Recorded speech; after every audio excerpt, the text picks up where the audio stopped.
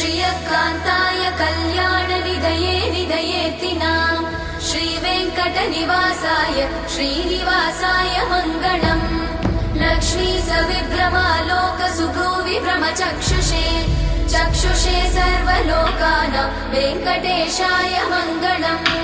श्रीवेङ्कटाद्रिशृङ्गाग्रमङ्गलाभरणाग्रये मङ्गलानां निवासाय श्रीनिवासाय मङ्गलम् सर्वावयव सौन्दर्य सम्पदा सर्वचेतसां सदा सम्मोहनायास्तु वेङ्कटेशाय मङ्गलम् नित्याय निरवध्याय सत्यानन्दचिदात्मने सर्वान्तरात्मने श्रीमद् वेङ्कटेशाय मङ्गलम् स्वतः सर्वविदे सर्वशक्तये सर्वशेषिणे सुलभाय सुशीलाय वेङ्कटेशाय मङ्गलम्।